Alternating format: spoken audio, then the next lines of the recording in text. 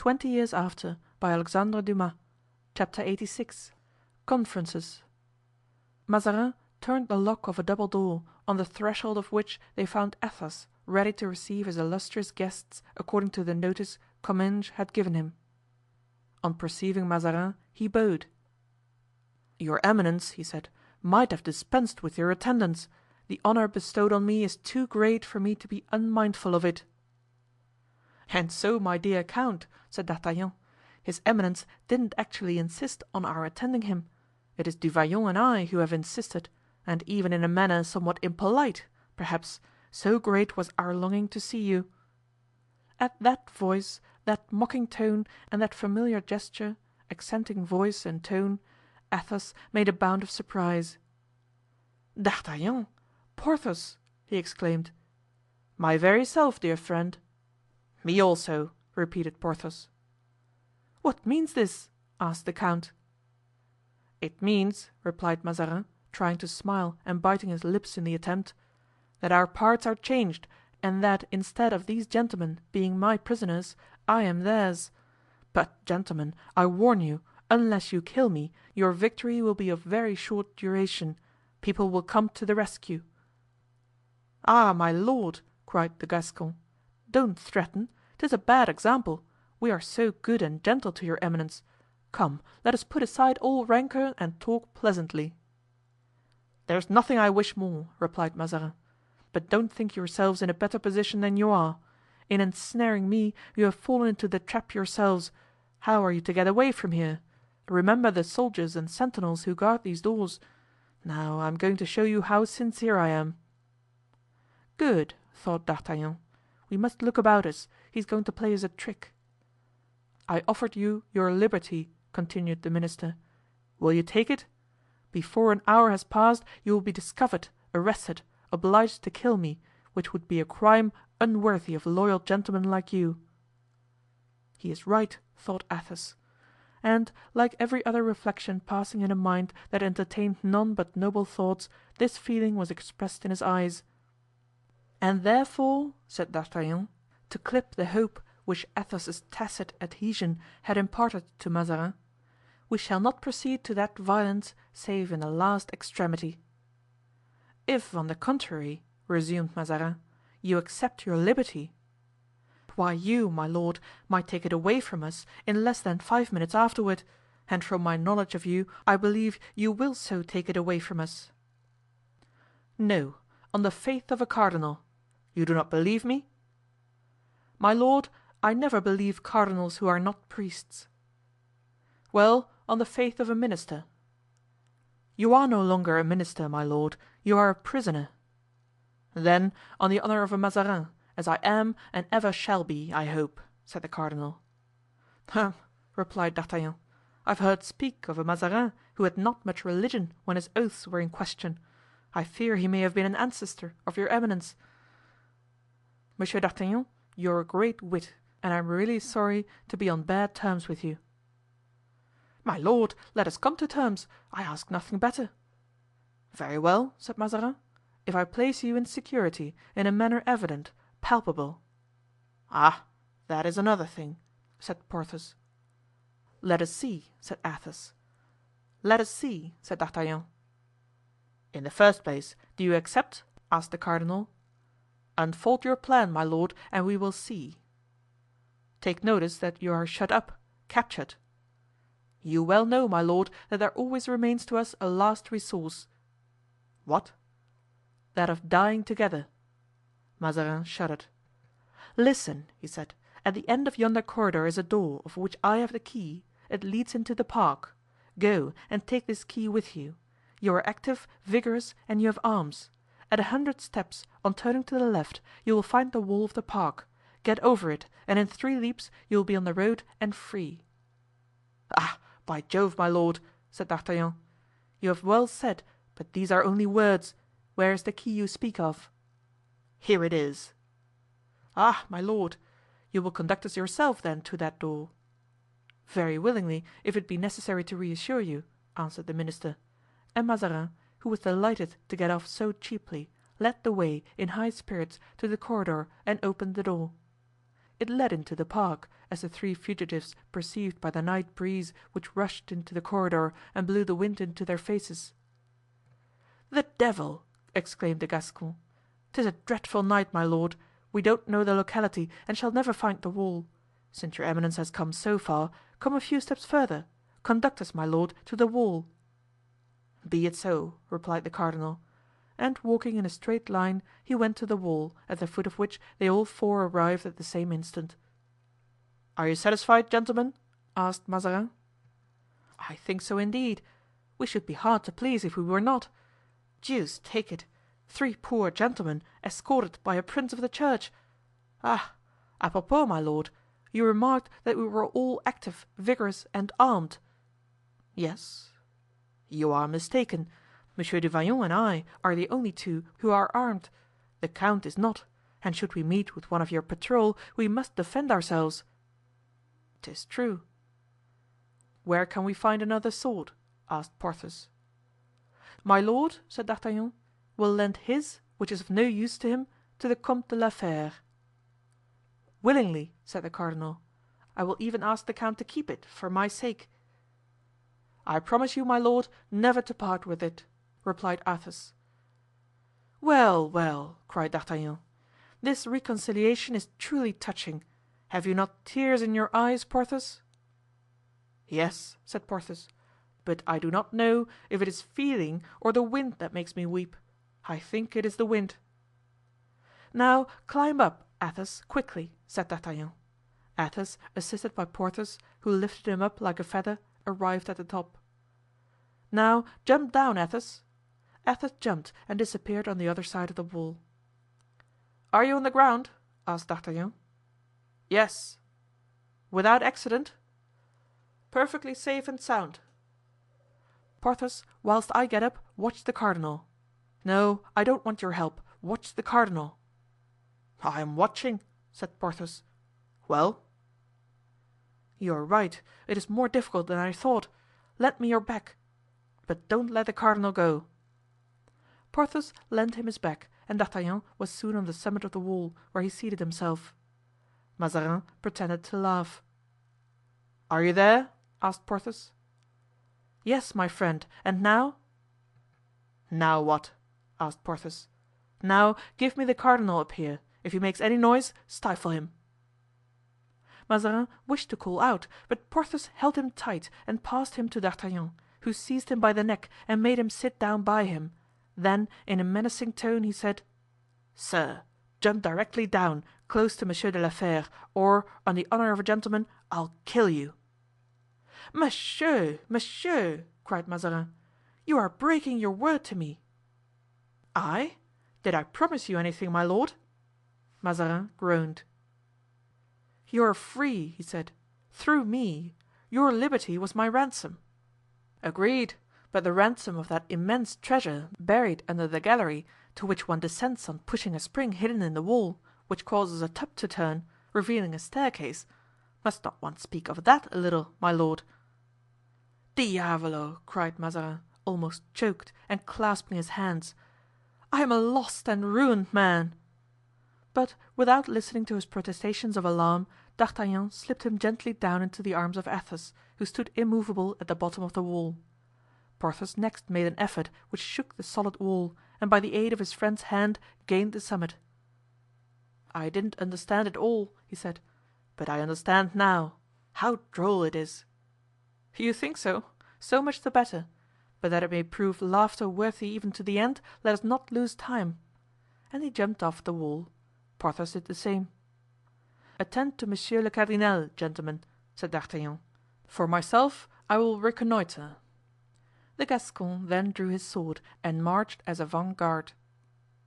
"My lord," he said, "which way do we go? Think well of your reply, for should your eminence be mistaken, there might ensue most grave results for all of us." "Along the wall, sir," said Mazarin. "There will be no danger of losing yourselves." The three friends hastened on, but in a short time were obliged to slacken the pace. The cardinal could not keep up with them, though with every wish to do so. Suddenly D'Artagnan touched something warm, which moved. "Stop! A horse!" he cried. "I have found a horse." "And I likewise," said Athos. I too," said Porthos, who, faithful to the instructions, still held the cardinal's arm. "There's luck, my lord, just as you were complaining of being tired and obliged to walk." But as he spoke, the barrel of a pistol was presented at his breast, and these words were pronounced: "Touch it not." "Grimaud!" he cried, "Grimaud, what art thou about? Why, thou art posted here by Heaven." "No, sir," said the honest servant, "it was Monsieur Aramis who posted me here to take care of the horses." "Is Aramis here?" "Yes, sir, he has been here since yesterday." "What are you doing?" "On the watch." "What, Aramis here?" cried Athos. "At the lesser gate of the castle; he's posted there." "Are you a large party?" "60." "Let him know." "This moment, sir." And believing that no one could execute the commission better than himself, Grimaud set off at full speed; whilst, enchanted at being all together again, the friends awaited his return. There was no one in the whole group in a bad humor except Cardinal Mazarin. Chapter 86.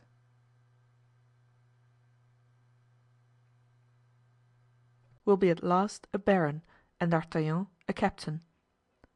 At the expiration of 10 minutes Aramis arrived, accompanied by Grimaud and 8 or 10 followers. He was excessively delighted and threw himself into his friend's arms. "You are free, my brothers, free without my aid, and I shall have succeeded in doing nothing for you in spite of all my efforts." "Do not be unhappy, dear friend, on that account. If you have done nothing as yet, you will do something soon," replied Athos. "I had well concerted my plans," pursued Aramis. "The coadjutor gave me 60 men; 20 guard the walls of the park, 20 the road from Rueil to Saint Germain, 20 are dispersed in the woods. Thus I was able, thanks to the strategic disposition of my forces, to intercept 2 couriers from Mazarin to the queen." Mazarin listened intently. "But," said D'Artagnan, "I trust that you honorably sent them back to Monsieur le Cardinal." "Ah, yes," said Aramis. "Toward him I should be very likely to practice such delicacy of sentiment. In one of the dispatches the cardinal declares to the queen that the treasury is empty and that her majesty has no more money; in the other he announces that he is about to transport his prisoners to Melun, since Rueil seemed to him not sufficiently secure. You can understand, dear friend, with what hope I was inspired by that last letter. I placed myself in ambuscade with my 60 men. I encircled the castle. The riding horses I entrusted to Grimaud, and I awaited your coming out, which I did not expect till tomorrow, and I didn't hope to free you without a skirmish. You are free tonight, without fighting; so much the better. How did you manage to escape that scoundrel Mazarin? You must have much reason to complain of him." "Not very much," said D'Artagnan. "Really?" "I might even say that we have some reason to praise him." "Impossible." "Yes, really, it is owing to him that we are free." "Owing to him?" "Yes, he had us conducted into the orangery by Monsieur Bernouin, his valet de chambre, and from there we followed him to visit the Comte de la Fere. Then he offered us our liberty and we accepted it. He even went so far as to show us the way out. He led us to the park wall, which we climbed over without accident, and then we fell in with Grimaud." "Well," exclaimed Aramis, "this will reconcile me to him; but I wish he were here that I might tell him that I did not believe him capable of so noble an act."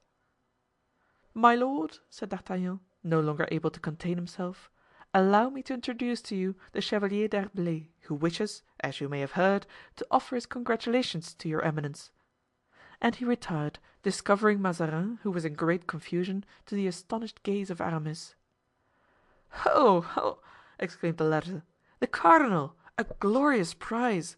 Halloo, halloo, friends! To horse! To horse!" Several horsemen ran quickly to him. "Zounds!" cried Aramis, "I may have done some good. So, my lord, deign to receive my most respectful homage. I will lay a wager that was that Saint Christopher Porthos who performed this feat. A propos, I forgot." And he gave some orders in a low voice to one of the horsemen. "I think it will be wise to set off," said D'Artagnan. "Yes, but I am expecting someone, a friend of Athos." "A friend!" exclaimed the count. "And here he comes, by Jupiter! Galloping through the bushes." the count! the count!" cried a young voice that made Athos start. "Raoul! Raoul!" he ejaculated. For one moment the young man forgot his habitual respect; he threw himself on his father's neck. "Look, my lord cardinal," said Aramis, "would it not have been a pity to have separated men who love each other as we love? Gentlemen," he continued, addressing the cavaliers, who became more and more numerous every instant, "gentlemen, encircle his eminence, that you may show him the greater honor. He will, indeed, give us the favor of his company; you will, I hope, be grateful for it. Porthos, do not lose sight of his eminence." Aramis then joined Athos and D'Artagnan, who were consulting together. "Come," said D'Artagnan, after a conference of 5 minutes' duration, "let us begin our journey." "Where are we to go?" asked Porthos. "To your house, dear Porthos, at Pierrefonds. Your fine chateau is worthy of affording its princely hospitality to his eminence. It is, likewise, well situated, neither too near Paris nor too far from it. We can establish a communication between it and the capital with great facility. Come, my lord, you shall be treated like a prince, as you are." "A fallen prince!" exclaimed Mazarin, piteously. "The chances of war," said Athos, "are many, but be assured we shall take no improper advantage of them." "No, but we shall make use of them," said D'Artagnan. The rest of the night was employed by these cavaliers in traveling with the wonderful rapidity of former days. Mazarin, still somber and pensive, permitted himself to be dragged along in this way. It looked a race of phantoms. At dawn 12 leagues had been passed without drawing rein; half the escort were exhausted and several horses fell down. "Horses, nowadays, are not what they were formerly," observed Porthos. "Everything degenerates." "I have sent Grimaud to Dammartin," said Aramis. "He is to bring us 5 fresh horses; 1 for his eminence, 4 for us. We, at least, must keep close to Monseigneur. The rest of the start will rejoin us later. Once beyond Saint Denis, we shall have nothing to fear." Grimaud, in fact, brought back 5 horses. The nobleman to whom he applied, being a friend of Porthos, was very ready, not to sell them, as was proposed, but to lend them. 10 minutes later the escort stopped at Ermenonville, but the 4 friends went on with well-sustained ardor, guarding Mazarin carefully. At noon they rode into the avenue of Pierrefonds. "Ah!" said Mousqueton, who had ridden by the side of D'Artagnan without speaking a word on the journey. "You may think what you will, sir, but I can breathe now for the first time since my departure from Pierrefonds." And he put his horse to a gallop to announce to the other servants the arrival of Monsieur du Vallon and his friends. "We are 4 of us," said D'Artagnan. "We must relieve each other in mounting guard over my lord, and each of us must watch 3 hours at a time. Athos is going to examine the castle, which will be necessary to render impregnable in case of siege. Porthos will see to the provisions, and Aramis to the troops of the garrison. That is to say, Athos will be chief engineer, Porthos purveyor in general, and Aramis governor of the fortress." Meanwhile they gave up to Mazarin the handsomest room in the chateau. "Gentlemen," he said, when he was in his room, "you do not expect, I presume, to keep me here a long time incognito?" "No, my lord," replied the Gascon. "On the contrary, we think of announcing very soon that we have you here." "Then you will be besieged." "We expect it." "And what shall you do?" "Defend ourselves. Were the late Cardinal Richelieu alive, he would tell you a certain story of the Bastion Saint-Gervais, which we 4, with our 4 lackeys and 12 dead men, held out against a whole army." "Such feats, sir, are done once and never repeated." "However, nowadays there is no need of so much heroism. Tomorrow the army of Paris will be summoned; the day after it will be here. The field of battle, instead, therefore, of being at Saint Denis or at Charenton, will be near Compiegne or Villars-Cotterets. The prince will vanquish you, as he has always done." "'Tis possible, my lord, but before an engagement ensues we shall move your eminence to another castle belonging to our friend Du Vallon, who has 3. We will not expose your eminence to the chances of war." "Come," answered Mazarin, "I see it will be necessary for me to capitulate." "Before a siege?" "Yes, the conditions will be better than afterward." "Ah, my lord, as to conditions, you would soon see how moderate and reasonable we are." "Come now, what are your conditions?" Rest yourself first, my lord, and we will reflect. I do not need rest, gentlemen. I need to know whether I am among enemies or friends." "Friends, my lord, friends." "Well, then, tell me at once what you want, that I may see if any arrangement be possible. Speak, Comte de la Fere." "My lord," replied Athos, "for myself I have nothing to demand. For France, were I to specify my wishes, I should have too much. I beg you to excuse me and propose to the chevalier." And Athos, bowing, retired and remained leaning against the mantelpiece, a spectator of the scene. "Speak, then, chevalier," said the cardinal. "What do you want? Nothing ambiguous, if you please. Be clear, short and precise." "As for me," replied Aramis, "I have in my pocket the very programme of the conditions which the deputation, of which I formed one, went yesterday to Saint Germain to impose on you. Let us consider first the ancient rights. The demands in that programme must be granted." "We were almost agreed on those," replied Mazarin. "Let us pass on to private and personal stipulations." "You suppose, then, that there are some?" said Aramis, smiling. "I do not suppose that you will all be quite so disinterested as Monsieur de la Fere," replied the cardinal, bowing to Athos. "My lord, you are right, and I am glad to see that you do justice to the count at last. The count has a mind above vulgar desires and earthly passions. He is a proud soul; he is a man by himself. You are right, he is worth us all, and we avow it to you." "Aramis," said Athos, "are you jesting?" "No, no, dear friend, I state only what we all know. You are right, it is not you alone this matter concerns, but my lord and his unworthy servant, myself." "Well, then, what do you require besides the general conditions before recited?" "I require, my lord, that Normandy should be given to Madame de Longueville, with 500,000 francs and full absolution. I require that his majesty should deign to be godfather to the child she has just born, and that my lord, after having been present at the christening, should go to proffer his homage to our Holy Father the Pope." "That is, you wish me to lay aside my ministerial functions, to quit France and be an exile?" "I wish his eminence to become pope on the first opportunity, allowing me then the right of demanding full indulgences for myself and my friends." Mazarin made a grimace which was quite indescribable, and then turned to D'Artagnan. "And you, sir?" he said. "I, my lord," answered the Gascon, "I differ from Monsieur d'Herblay entirely as to the last point, though I agree with him on the first. Far from wishing my lord to quit Paris, I hope he will stay there and continue to be prime minister, as he is a great statesman. I shall try also to help him to down the Fronde, but on one condition: that he sometimes remembers the king's faithful servants and gives the first vacant company of musketeers to a man that I could name. And you, Monsieur du Vallon?" "Yes, you, sir. Speak, if you please," said Mazarin. "As for me," answered Porthos, "I wish my lord cardinal, in order to do honor to my house, which gives him an asylum, would in remembrance of this adventure erect my estate into a barony, with a promise to confer that order on one of my particular friends, whenever his majesty next creates peers. You know, sir, that before receiving the order one must submit proofs." "My friends will submit them. Besides, should it be necessary, Monseigneur will show him how that formality may be avoided." Mazarin bit his lips.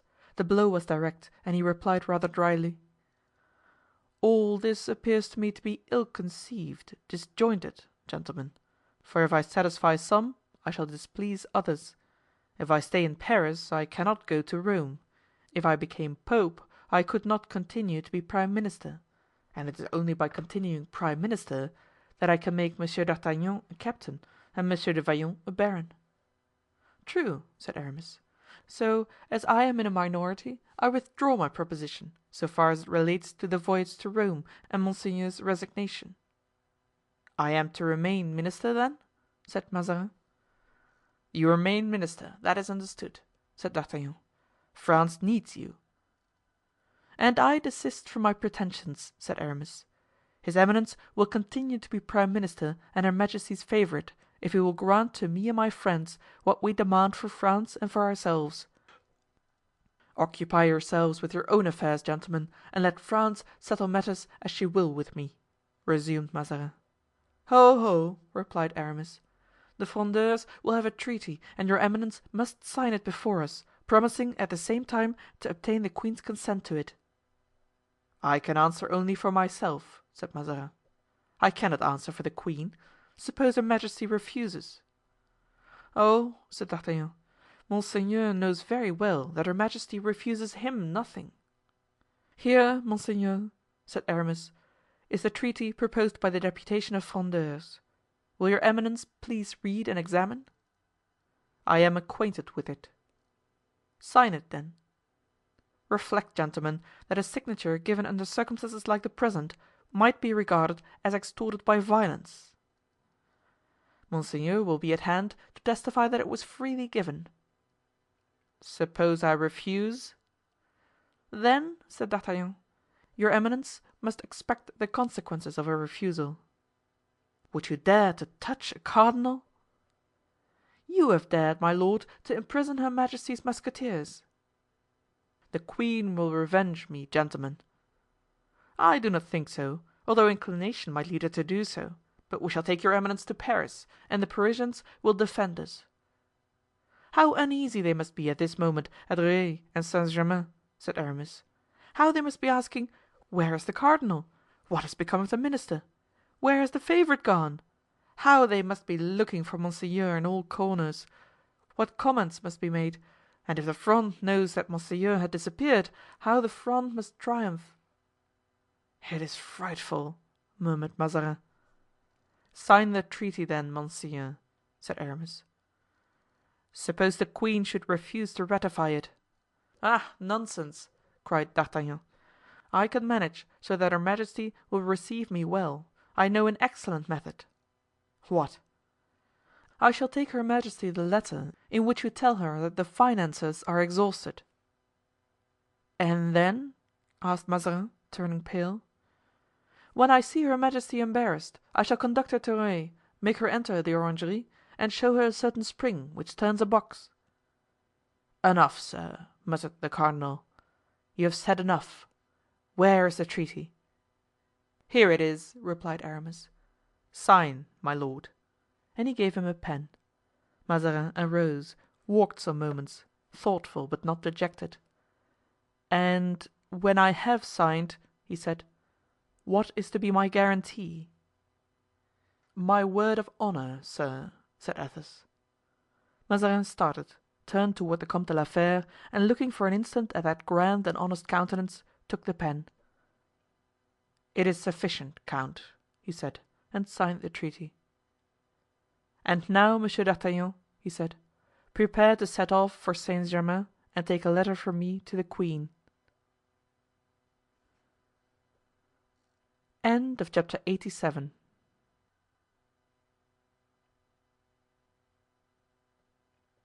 20 Years After, by Alexandre Dumas. Chapter 88. Shows how with threat and pen more is effected than by the sword. D'Artagnan knew his part well. He was aware that opportunity has a forelock only for him who will take it, and he was not a man to let it go by him without seizing it. He soon arranged a prompt and certain manner of traveling, by sending relays of horses to Chantilly, so that he might be in Paris in 5 to 6 hours. But before setting out he reflected that for a lad of intelligence and experience he was in a singular predicament, since he was proceeding toward uncertainty and leaving certainty behind him. "In fact," he said, as he was about to mount and start on his dangerous mission, "Athos, for generosity, is a hero of romance. Porthos has an excellent disposition, but is easily influenced. Aramis has a hieroglyphic countenance, always illegible. What will come out of those three elements when I am no longer present to combine them? The deliverance of the cardinal, perhaps. Now, the deliverance of the cardinal would only be the ruin of our hopes, and our hopes are thus far the only recompense we have for labors in comparison with which those of Hercules were pygmean." He went to find Aramis. "You, my dear Chevalier d'Herblay," he said, "are the Fronde incarnate. Mistrust Athos, therefore, who will not prosecute the affairs of any one, even his own.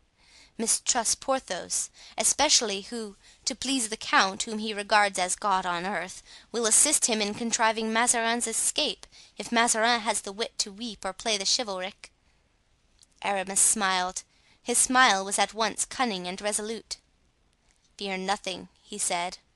"I have my conditions to impose. My private ambition tends only to the profit of him who has justice on his side."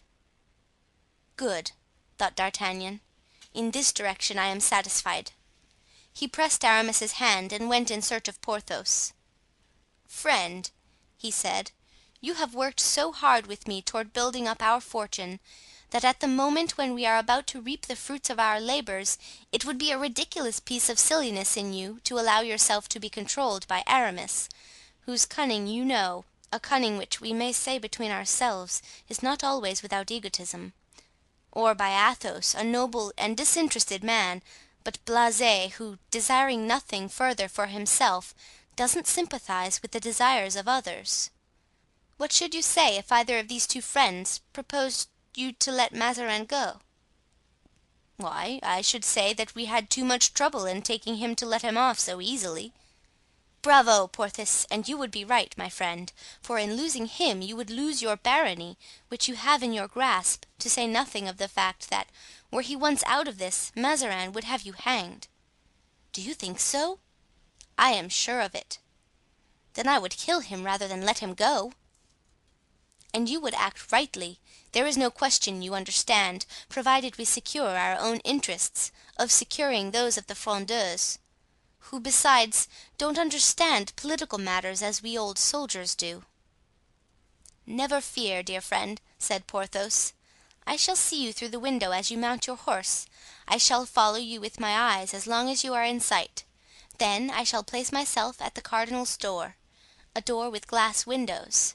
I shall see everything, and at the least suspicious sign I shall begin to exterminate."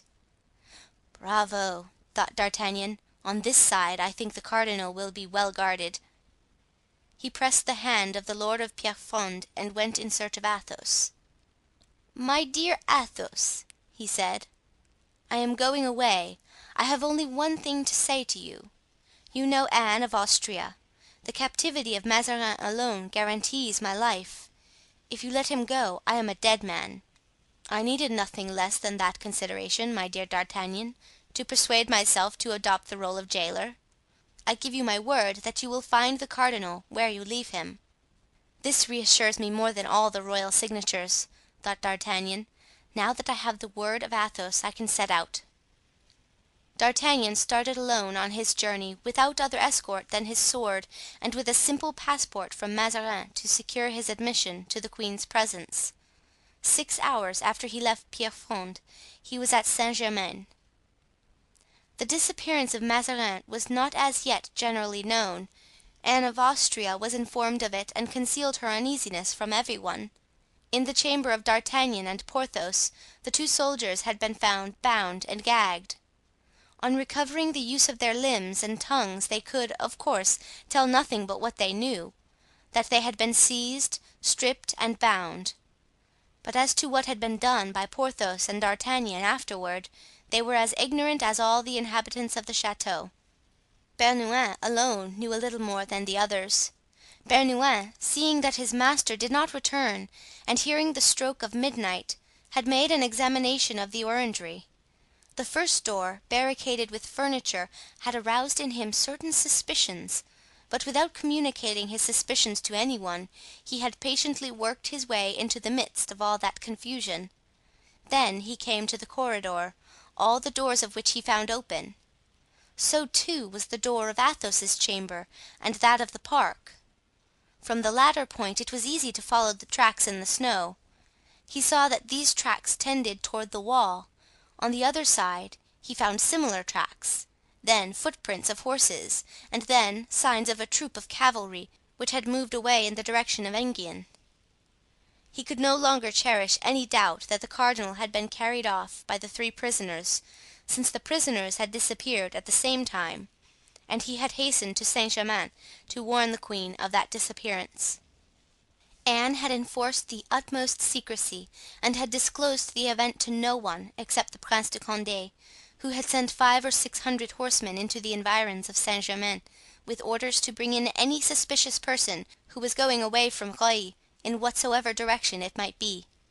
Now, since D'Artagnan did not constitute a body of horsemen, since he was alone, since he was not going away from Rueil and was going to Saint Germain, no one paid any attention to him, and his journey was not obstructed in any way. On entering the courtyard of the old chateau, the first person seen by our ambassador was Maître Bernouin in person, who, standing on the threshold, awaited news of his vanished master.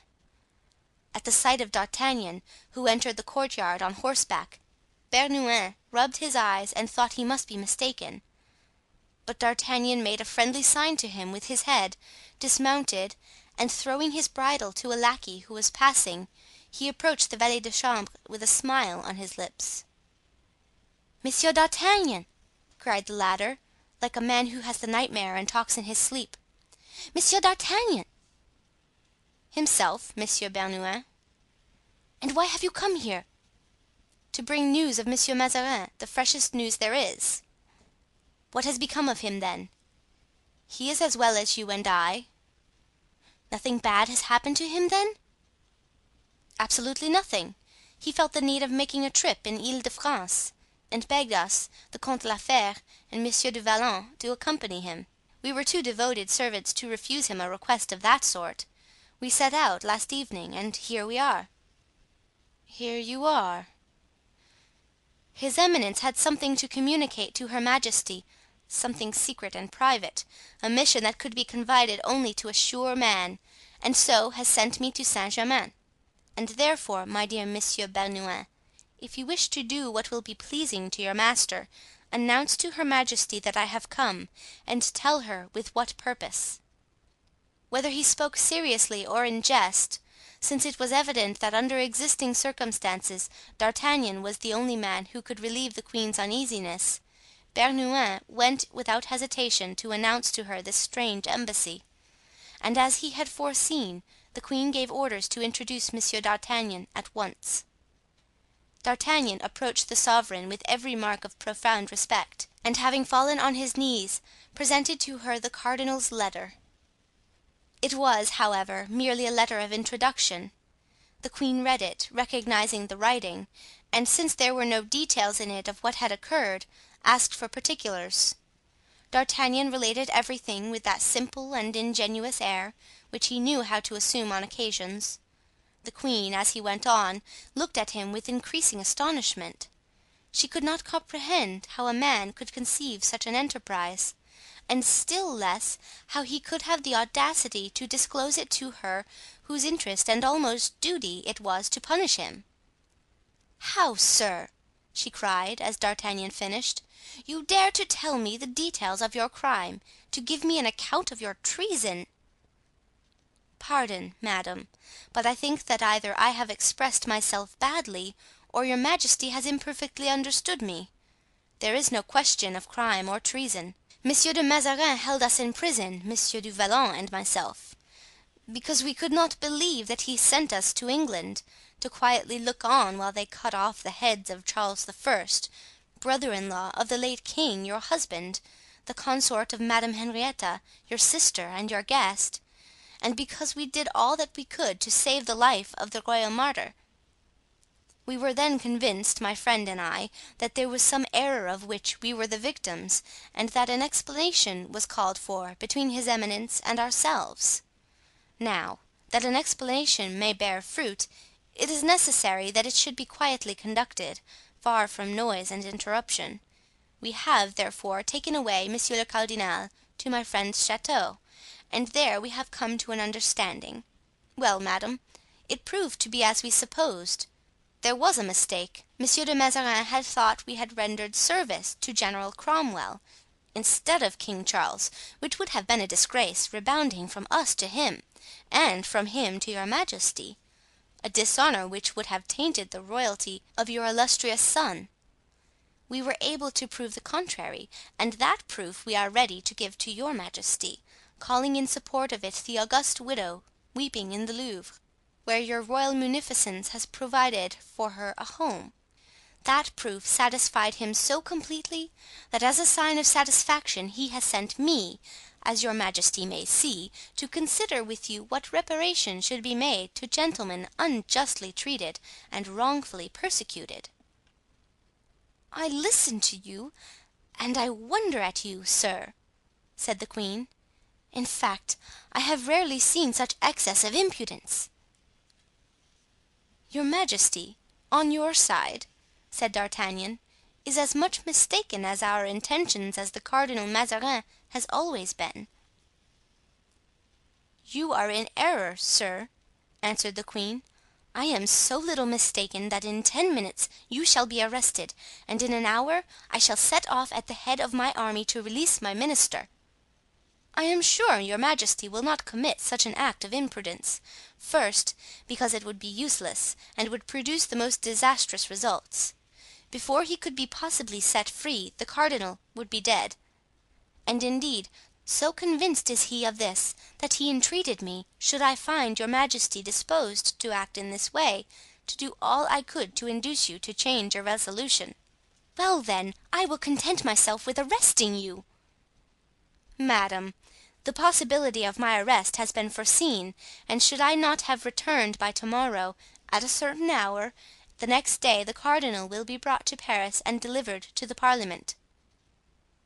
"It is evident, sir, that your position has kept you out of relation to men and affairs. Otherwise, you would know that since we left Paris, monsieur le cardinal has returned thither 5 or 6 times, that he has there met de Beaufort, de Bouillon, the coadjutor and d'Elbeuf, and that not one of them had any desire to arrest him." "Your pardon, madame, I know all that, and therefore my friends will conduct monsieur le cardinal neither to de Beaufort, nor to de Bouillon, nor to the coadjutor, nor to d'Elbeuf. These gentlemen wage war on private account, and in buying them up by granting them what they wished, monsieur le cardinal has made a good bargain. He will be delivered to the parliament, members of which can, of course, be bought, but even Monsieur de Mazarin is not rich enough to buy the whole body." "I think," returned Anne of Austria, fixing upon him a glance which in any woman's face would have expressed disdain, but in a queen's spread terror to those she looked upon. "Nay, I perceive you dare to threaten the mother of your sovereign." "Madame," replied D'Artagnan, "I threaten simply and solely because I am obliged to do so. Believe me, madame, as true a thing as it is that a heart beats in this bosom, a heart devoted to you, believe that you have been the idol of our lives, that we have, as you well know, good Heaven, risked our lives 20 times for your majesty. Have you then, madame, no compassion for your servants, who for 20 years have vegetated in obscurity, without betraying in a single sigh the solemn and sacred secrets they have had the honor to share with you? Look at me, madame, at me, whom you accuse of speaking loud and threateningly. What am I?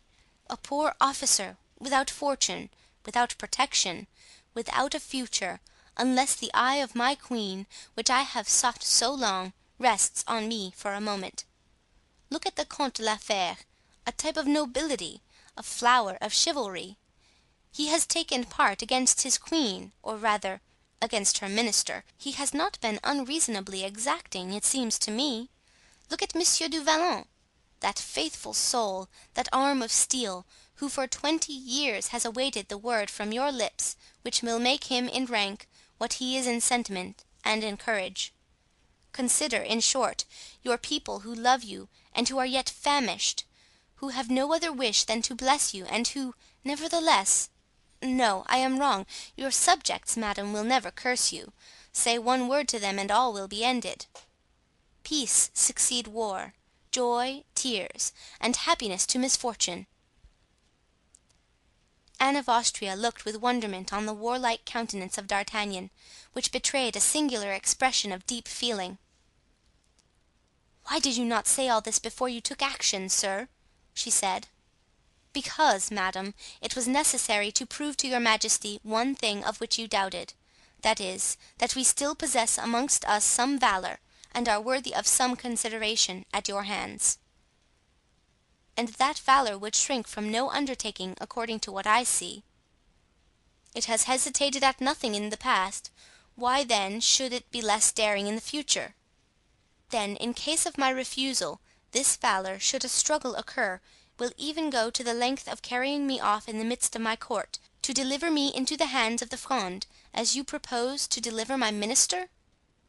"We have not thought about it yet, madame," answered D'Artagnan, with that Gascon effrontery which had in him the appearance of naivete. "But if we four had resolved upon it, we should do it most certainly." "I ought," muttered Anne to herself, "by this time to remember that these men are giants." "Alas, madame!" exclaimed D'Artagnan, "this proves to me that not till to-day has your majesty had a just idea of us." "Perhaps," said Anne, "but that idea, if at last I have it, your majesty will do us justice. In doing us justice you will no longer treat us as men of vulgar stamp. You will see in me an ambassador worthy of the high interests he is authorized to discuss with his sovereign. Where is the treaty?" "Here it is." Anne of Austria cast her eyes upon the treaty that D'Artagnan presented to her. "I do not see here," she said, "anything but general conditions. The interests of the Prince de Condé, or of the Duc de Beaufort, de Bouillon and d'Elbeuf, and of the coadjutor, are herein consulted; but with regard to yours, we do ourselves justice, madame, even in assuming the high position that we have. We do not think ourselves worthy to stand near such great names." "But you, I presume, have decided to assert your pretensions viva voce?" "I believe you, madame, to be a great and powerful queen, and that it will be unworthy of your power and greatness if you do not recompense the arms which will bring back his eminence to Saint Germain. It is my intention to do so. Come, let us hear you. Speak." "He who has negotiated these matters—forgive me if I begin by speaking of myself, but I must claim that importance which has been given to me, not assumed by me. He who has arranged matters for the return of the cardinal ought, it appears to me, in order that his reward may not be unworthy of your majesty, to be made commandant of the guards, an appointment something like that of the captain of the musketeers." "'Tis the appointment Monsieur de Tréville held, you ask of me." "The place, madame, is vacant, and although 'tis a year since Monsieur de Tréville has left it, it has not been filled." "But it is one of the principal military appointments in the king's household. Monsieur de Tréville was but a younger son of a simple Gascon family, like me, madame. He occupied that post for 20 years." "You have an answer ready for everything," replied the queen, and she took from her bureau a document which she filled up and signed. "Undoubtedly, madame," said D'Artagnan, taking the document and bowing, "this is a noble reward; but everything in the world is unstable, and the man who happened to fall into disgrace with your majesty might lose this office to morrow." "What more do you want?" asked the queen, coloring, as she found that she had to deal with a mind as subtle as her own. 100,000 francs for this poor captain of musketeers, to be paid whenever his services shall no longer be acceptable to your majesty." Anne hesitated. "To think of the Parisians," soliloquized D'Artagnan, "offering only the other day, by an edict of the parliament, 600,000 francs to any man soever who would deliver up the cardinal to them, dead or alive; if alive, in order to hang him; if dead, to deny him the rites of Christian burial." "Come," said Anne, "'tis reasonable, since you only ask from a queen the sixth of what the parliament has proposed." And she signed an order for 100,000 francs. "Now then," she said, "what next?"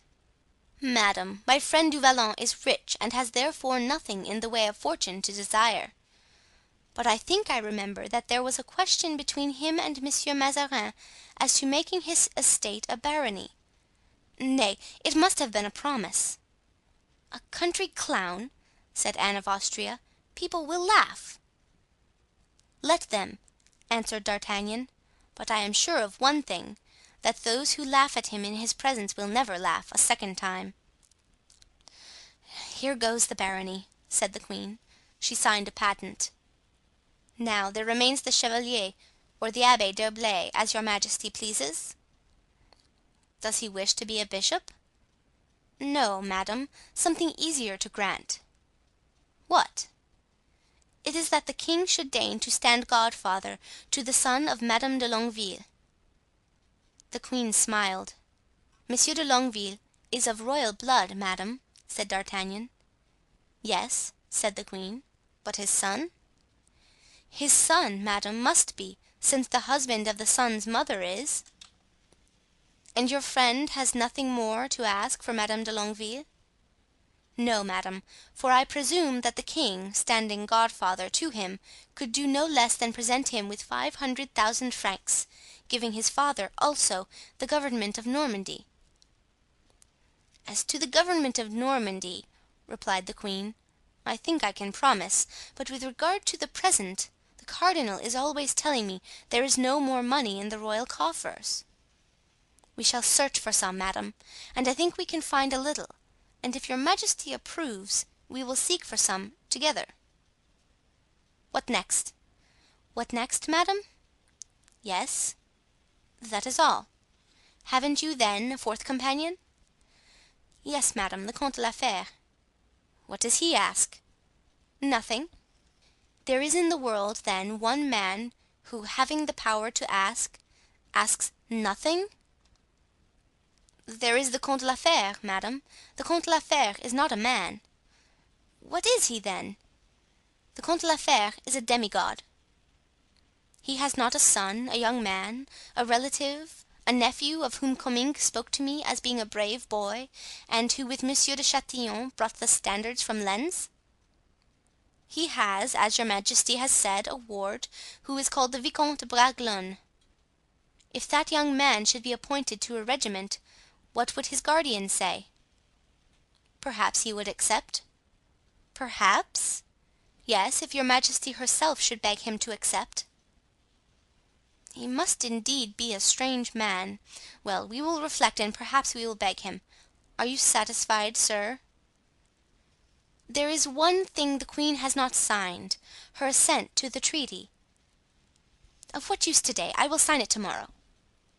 "I can assure her majesty that if she does not sign to day she will not have time to sign to morrow. Consent, then, I beg you, madame, to write at the bottom of this schedule, which has been drawn up by Mazarin, as you see, 'I consent to ratify the treaty proposed by the Parisians.'" Anne was caught. She could not draw back. She signed. But scarcely had she done so when pride burst forth and she began to weep. D'Artagnan started on seeing these tears. Since that period of history queens have shed tears like other women. The Gascon shook his head. These tears from royalty melted his heart. "Madame," he said, kneeling, "look upon the unhappy man at your feet. He begs you to believe that at a gesture of your majesty everything will be possible to him. He has faith in himself, he has faith in his friends. He wishes also to have faith in his queen, and in proof that he fears nothing, that he counts on nothing, he will restore Monsieur de Mazarin to your majesty without conditions. Behold, madame, here are the august signatures of your majesty's hand. If you think you are right in giving them to me you shall do so, but from this very moment you are free from any obligation to keep them." And D'Artagnan, full of splendid pride and manly intrepidity, placed in Anne's hands, in a bundle, the papers that he had one by one won from her with so much difficulty.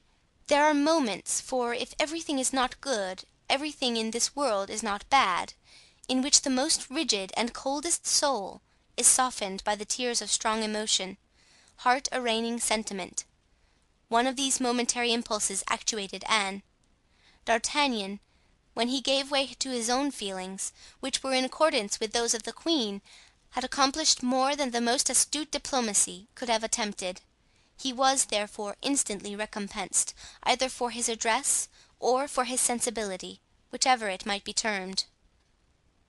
"You were right, sir," said Anne. "I misunderstood you. There are the acts signed. I deliver them to you without compulsion. Go and bring me back the cardinal as soon as possible." "Madame," faltered D'Artagnan. "'Tis 20 years ago. I have a good memory, since I had the honor, behind a piece of tapestry in the Hotel de Ville, of kissing one of those lovely hands." "There is the other," replied the queen; "and that the left hand should not be less liberal than the right." She drew from her finger a diamond similar to the one formerly given to him. "Take and keep this ring in remembrance of me." "Madame," said D'Artagnan, rising, "I have only one thing more to wish, which is that the next thing you ask from me shall be—my life." And with this conclusion, a way peculiar to himself, he rose and left the room. "I never rightly understood those men," said the queen, as she watched him retiring from her presence; "and it is now too late, for in a year the king will be of age." In 24 hours D'Artagnan and Porthos conducted Mazarin to the queen, and the one received his commission, the other his patent of nobility. On the same day the Treaty of Paris was signed, and it was everywhere announced that the cardinal had shut himself up for 3 days in order to draw it up with the greatest care. Here is what each of the parties concerned gained by that treaty. Monsieur de Conti received Damvillers, and having made his proofs as general, he succeeded in remaining a soldier, instead of being made cardinal. Moreover, something had been said of a marriage with Mazarin's niece. The idea was welcomed by the prince, to whom it was of little importance whom he married, so long as he married some one. The Duc de Beaufort made his entrance at court, receiving ample reparation for the wrongs he had suffered, and all the honor due to his rank. Full pardon was accorded to those who had aided his escape. He received also the office of admiral, which had been held by his father, the Duc de Vendome, and an indemnity for his houses and castles demolished by the Parliament of Bretagne. The Duc de Bouillon received domains of a value equal to that of his Principality of Sedan, and the title of prince granted to him and to those belonging to his house. The Duc de Longueville gained the government of Ponthillac, 500,000 francs for his wife, and the honor of seeing her son held at the baptismal font by the young king and Henrietta of England. Aramis stipulated that Bazin should officiate at that ceremony and that Planchet should furnish the christening sugar plums. The Duc d'Elbeuf obtained payment of certain sums due to his wife, 100,000 francs for his eldest son, and 25,000 for each of the 3 others. The coadjutor alone obtained nothing. They promised, indeed, to negotiate with the Pope for a cardinal's hat for him, but he knew how little reliance should be placed on such promises made by the queen and Mazarin. Quite contrary to the lot of Monsieur de Conti, unable to be cardinal, he was obliged to remain a soldier. And therefore, when all Paris was rejoicing in the expected return of the king, appointed for the next day, Gondy alone, in the midst of the general happiness, was dissatisfied. He sent for the 2 men whom he was wont to summon when in especially bad humor. Those 2 men were the Count de Rochefort and the mendicant of Saint Eustache. They came with their usual promptness, and the coadjutor spent with them a part of the night. Chapter 88.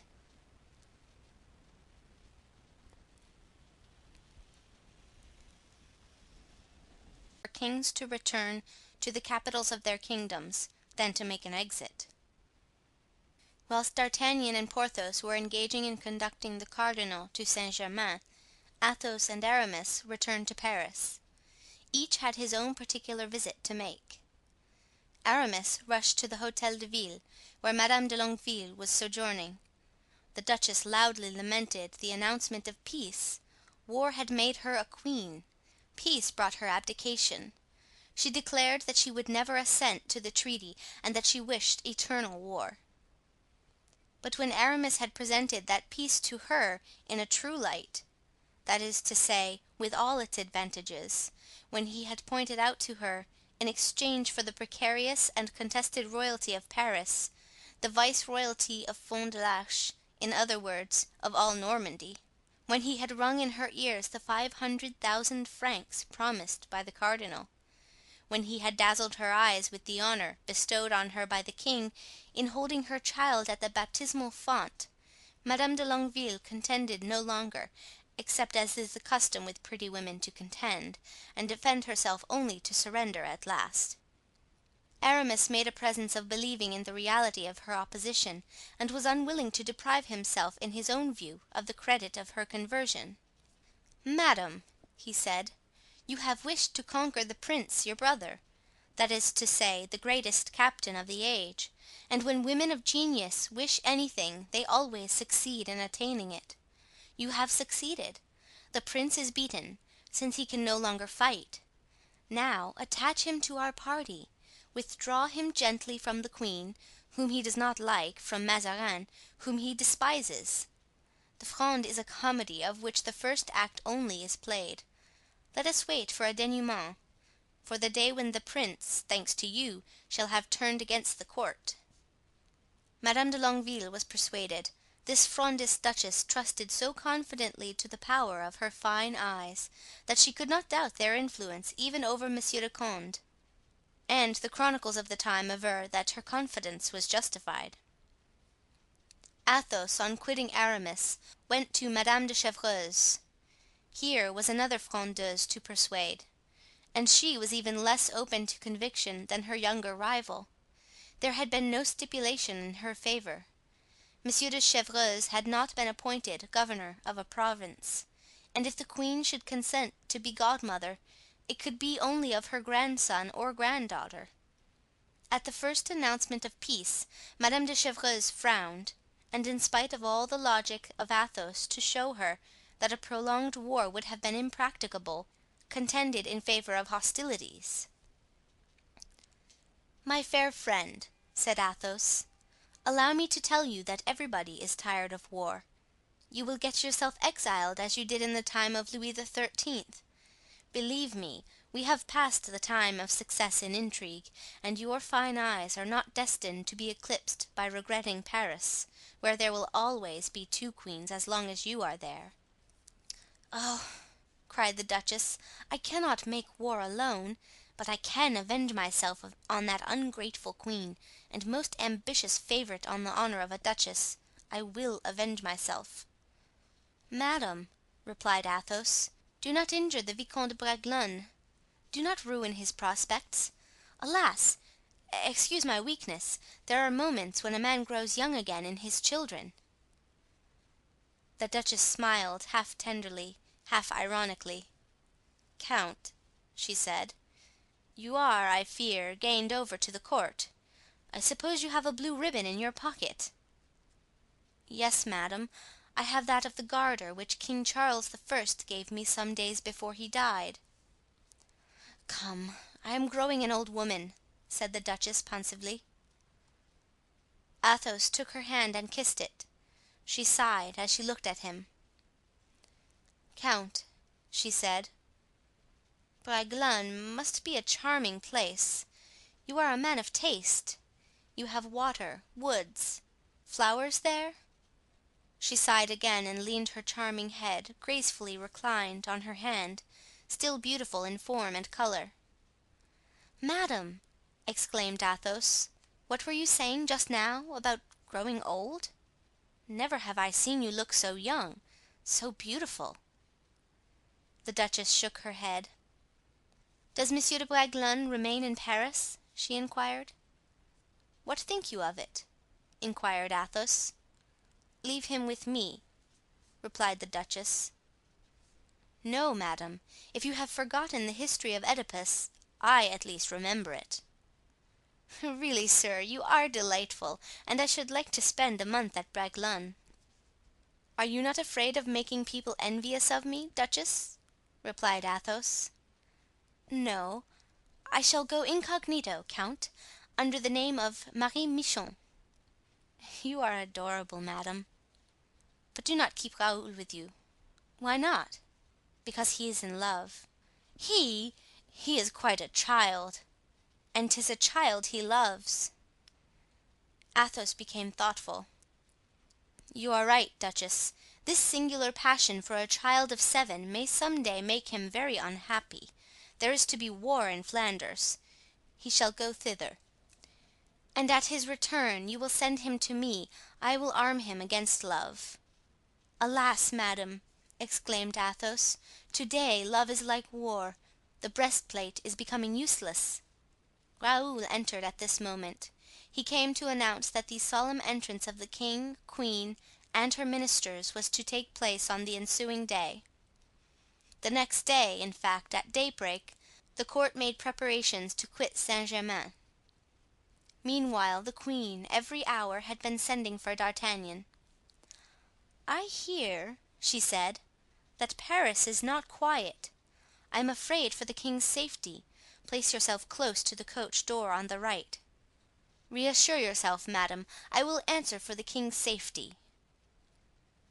As he left the queen's presence, Bernouin summoned him to the cardinal.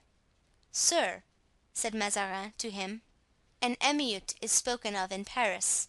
I shall be on the king's left, and as I am the chief person threatened, remain at the coach door to the left."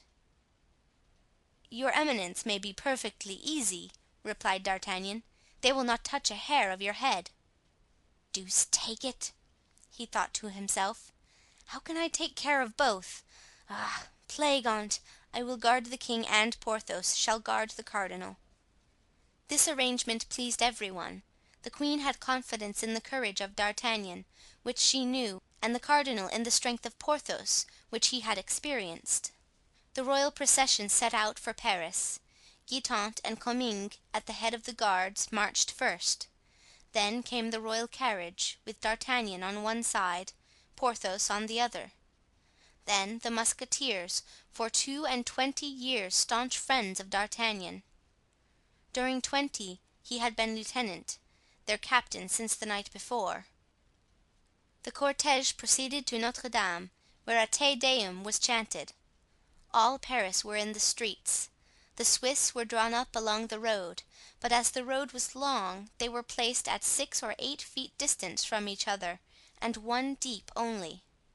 This force was therefore wholly insufficient, and from time to time the line was broken through by the people and was formed again with difficulty.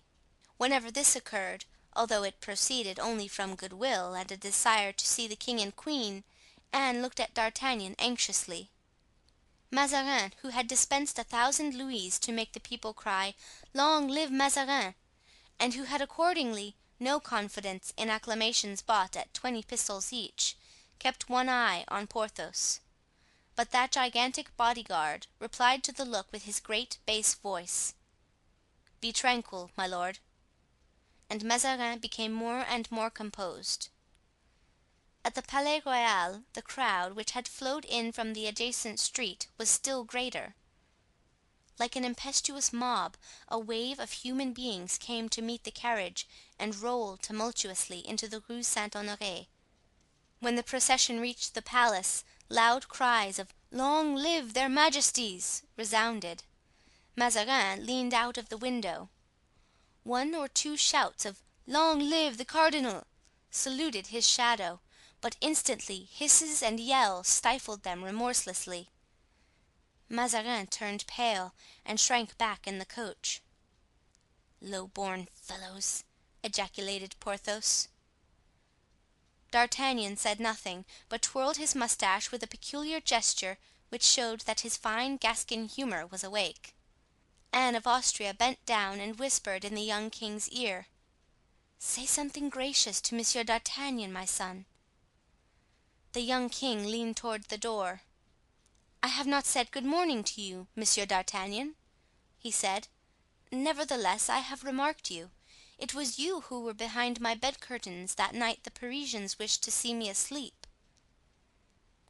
"And if the king permits me," returned the Gascon, "I shall be near him always when there is danger to be encountered." "Sir," said Mazarin to Porthos, "what would you do if the crowd fell upon us?" "Kill as many as I could, my lord." "Hem! Brave as you are and strong as you are, you could not kill them all."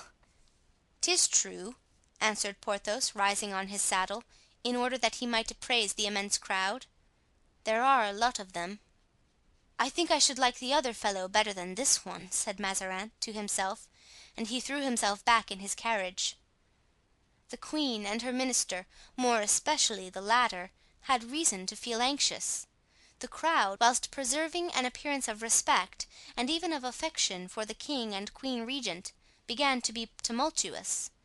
Reports were whispered about, like certain sounds which announce, as they whistle from wave to wave, the coming storm, and when they pass athwart a multitude, presage an emeute.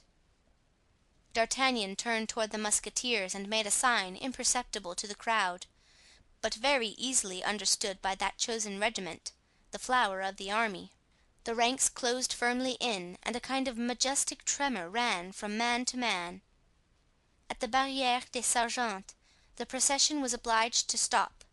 Comminges left the head of the escort and went to the queen's carriage. Anne questioned D'Artagnan by a look. He answered in the same language. "Proceed," she said. Comminges returned to his post. An effort was made and the living barrier was violently broken through. Some complaints arose from the crowd and were addressed this time to the king as well as the minister. "Onward!" cried D'Artagnan in a loud voice. "Onward!" cried Porthos. But as if the multitude had waited only for this demonstration to burst out, all the sentiments of hostility that possessed it exploded simultaneously. Cries of "Down with Mazarin!" "Death to the cardinal!" resounded on all sides. At the same time, through the streets of Grenelle, Saint Honoré and Du Coq, a double stream of people broke the feeble hedge of Swiss guards and came like a whirlwind even to the very legs of Porthos's horse and that of D'Artagnan. This new eruption was more dangerous than the others, being composed of armed men. It was plain that it was not the chance combination of those who had collected a number of the malcontents at the same spot, but a concerted, organized attack. Each of these mobs was led by a chief, one of whom appeared to belong, not to the people, but to the honorable corporation of mendicants, and the other, notwithstanding his affected imitation of the people, might easily be discerned to be a gentleman. Both were evidently stimulated by the same impulse. There was a shock which was perceived even in the royal carriage. Myriads of hoarse cries, forming one vast uproar, were heard mingled with guns firing. "Ho, musketeers!" cried D'Artagnan. The escort was divided into two files. One of them passed around to the right of the carriage, the other to the left. One went to support D'Artagnan, the other Porthos. Then came a skirmish, the more terrible because it had no definite object, the more melancholy because those engaged in it knew not for whom they were fighting. Like all popular movements, the shock given by the rush of this mob was formidable. The musketeers, few in number, not being able in the midst of this crowd to make their horses wheel around, began to give way. D'Artagnan offered to lower the blinds of the royal carriage, but the young king stretched out his arm, saying, "No, sir, I wish to see everything." "If your majesty wishes to look out, well, then look," replied D'Artagnan, and turning with that fury which made him so formidable, he rushed toward the chief of the insurgents, a man who, with a huge sword in his hand, was trying to hew a passage to the coach door through the musketeers. "Make room!" cried D'Artagnan. "Zounds, give way!" At these words the man with a pistol and sword raised his head, but it was too late. The blow was sped by D'Artagnan. The rapier had pierced his bosom. "Ah, confound it!" cried the Gascon, trying in vain, too late, to retract the thrust. "What the devil are you doing here, count?" "Accomplishing my destiny," replied Rochefort, falling on one knee. "I have already got up again after 3 stabs from you. I shall never rise after this 4th." "Count," said D'Artagnan, with some degree of emotion, "I struck without knowing that it was you. I am sorry, if you die, that you should die with sentiments of hatred toward me." Rochefort extended hand to D'Artagnan, who took it. The count wished to speak, but a gush of blood stifled him. He stiffened in the last convulsions of death and expired. "Back, people!" cried D'Artagnan. "Your leader is dead. You have no longer any business here." Indeed, as if De Rochefort had been the very soul of the attack, the crowd who had followed and obeyed him took to flight on seeing him fall. D'Artagnan charged, with a party of musketeers, up the Rue du Coq, and the portion of the mob he assailed disappeared like smoke, dispersing near the Place Saint-Germain-l'Auxerrois and taking the direction of the quays. D'Artagnan returned to help Porthos, if Porthos needed help. But Porthos, for his part, had done his work as conscientiously as D'Artagnan. The left of the carriage was as well cleared as the right, and they drew up the blind of the window, which Mazarin, less heroic than the king, had taken the precaution to lower. Porthos looked very melancholy. "What a devil of a face you have, Porthos, and what a strange air for a victor!" "But you," answered Porthos, "seem to me agitated." "There's a reason. Zounds! I have just killed an old friend." "Indeed!" replied Porthos. "Who?" "That poor Count de Rochefort." "Well, exactly like me. I have just killed a man whose face is not unknown to me. Unluckily I hit him on the head and immediately his face was covered with blood." "And he said nothing as he died?" "Yes, he exclaimed, 'Oh!'" "I suppose," answered D'Artagnan, laughing, "if he only said that, it did not enlighten you much." "Well, sir?" cried the queen. "Madame, the passage is quite clear and your majesty can continue your road." In fact, the procession arrived in safety at Notre Dame, at the front gate of which all the clergy, with the coadjutor at their head, awaited the king, the queen and the minister, for whose happy return they chanted a Te Deum. As the service was drawing to a close a boy entered the church in great excitement, ran to the sacristy, dressed himself quickly in the choir robes, and cleaving, thanks to that uniform, the crowd that filled the temple, approached Bazin, who, clad in his blue robe, was standing gravely in his place at the entrance to the choir. Bazin felt someone pulling his sleeve. He lowered to earth his eyes, beatifically raised to heaven, and recognized Friquet. "Well, you rascal, what is it? How do you dare to disturb me in the exercise of my functions?" asked the beadle. "Monsieur Bazin," said Friquet. "Monsieur Maillard, you know who he is. He gives holy water at Saint Eustache." "Well, go on." "Well, he received in the scrimmage a sword stroke on the head. That great giant who was there gave it to him." "In that case," said Bazin, "he must be pretty sick." "So sick that he is dying, and he wants to confess to the coadjutor, who, they say, has power to remit great sins." "And does he imagine that the coadjutor will put himself out for him?" "To be sure, the coadjutor has promised." "Who told you that?" "Monsieur Maillard himself." "You have seen him, then?" "Certainly. I was there when he fell." "What were you doing there?" "I was shouting, 'Down with Mazarin! Death to the cardinal! The Italian to the gallows!'" "Isn't that what you would have me shout?" "Oh, be quiet, you rascal," said Bazin, looking uneasily around. "So that he told me, that poor Monsieur Maillard, 'Go find the coadjutor, Friquet, and if you bring him to me you shall be my heir.'" "Say, then, Father Bazin, the heir of Monsieur Maillard, the giver of holy water at Saint Eustache. Hey! I shall have nothing to do but to fold my arms. All the same, I should like to do him that service. And what do you say to it?" "I will tell the coadjutor," said Bazin. In fact, he slowly and respectfully approached the prelate and spoke to him privately a few words, to which the latter responded by an affirmative sign. He then returned with the same slow step and said: "Go and tell the dying man that he must be patient. Monseigneur will be with him in an hour." "Good!" said Friquet. "My fortune is made." "By the way," said Bazin, "where was he carried?" "To the Sour Saint Jacques la Boucherie." And delighted with the success of his embassy, Friquet started off at the top of his speed.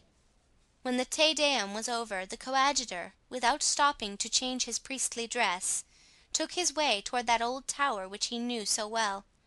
He arrived in time, though sinking from moment to moment, the wounded man was not yet dead. The door was opened to the coadjutor of the room in which the mendicant was suffering. A moment later Friquet went out, carrying in his hand a large leather bag. He opened it as soon as he was outside the chamber, and to his great astonishment found it full of gold. The mendicant had kept his word and made Friquet his heir. "Ah, Mother Nanette!" cried Friquet, suffocating. "Ah, Mother Nanette!" He could say no more, but though he hadn't strength to speak, he had enough for action. He rushed headlong to the street, and like the Greek from Marathon who fell in the square at Athens, with his laurel in his hand, Friquet reached Councillor Broussel's threshold, and then fell exhausted, scattering on the floor the louis disgorged by his leather bag. Mother Nanette began by picking up the louis, then she picked up Friquet. In the meantime the cortege returned to the Palais Royal. "That Monsieur d'Artagnan is a very brave man, mother," said the young king. "Yes, my son, and he rendered very important services to your father. Treat him kindly, therefore, in the future." "Captain," said the young king to D'Artagnan, on descending from the carriage, "the queen has charged me to invite you to dinner to-day, you and your friend the Baron du Vallon." That was a great honor for D'Artagnan and for Porthos. Porthos was delighted, and yet during the entire repast he seemed to be preoccupied. "What was the matter with you, Baron?" D'Artagnan said to him as they descended the staircase of the Palais Royal. "You seemed at dinner to be anxious about something." "I was trying," said Porthos, "to recall where I had seen that mendicant whom I must have killed." "And you couldn't remember?" "No." "Well, search, my friend, search, and when you have found you will tell me, will you not?" "Pardieu!" said Porthos. Chapter 89.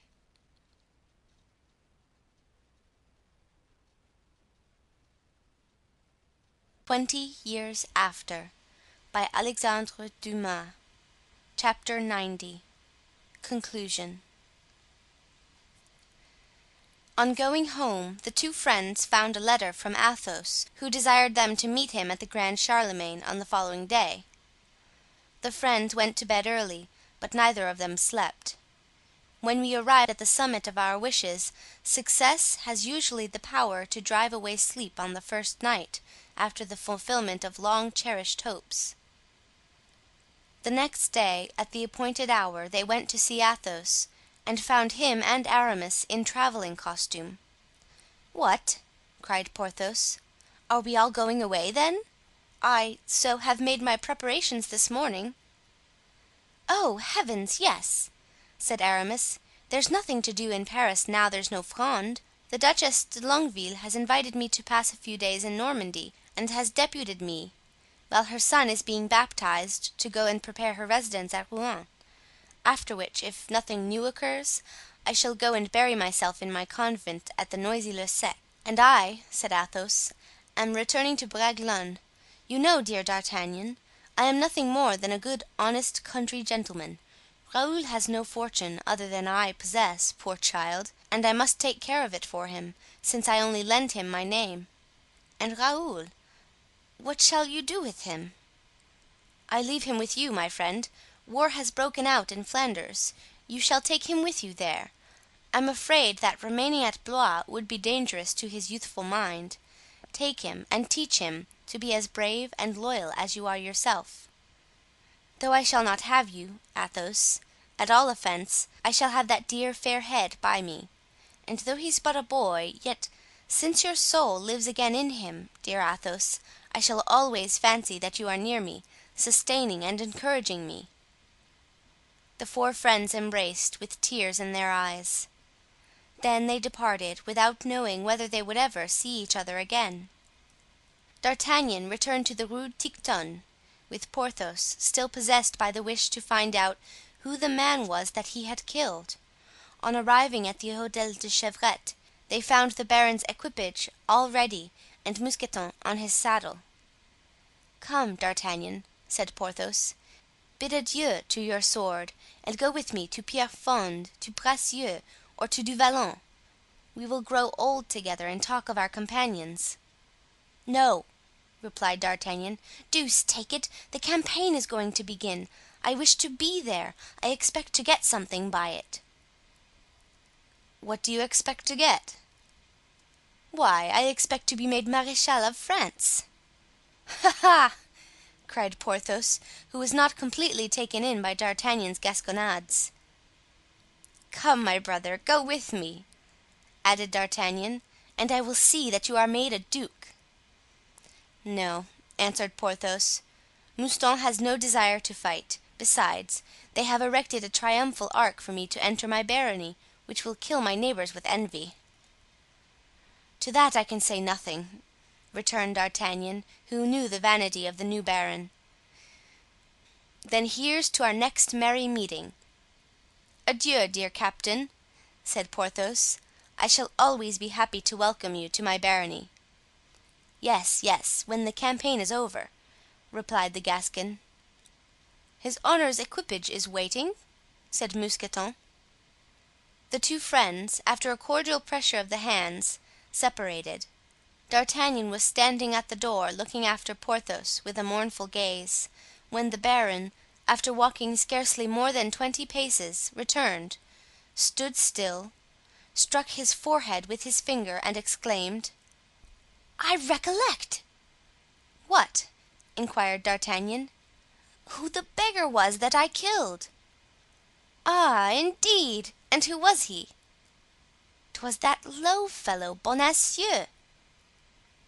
And Porthos, enchanted at having relieved his mind, rejoined Mousqueton, and they disappeared around an angle of the street. D'Artagnan stood for an instant, mute, pensive and motionless. Then, as he went in, he saw the fair Madeleine, his hostess, standing on the threshold. "Madeleine," said the Gascon, "give me your apartment on the first floor. Now that I am a captain in the royal musketeers I must make an appearance. Nevertheless, reserve my old room on the 5th story for me. One never knows what may happen." Chapter 90. End of 20 Years After, by Alexandre Dumas.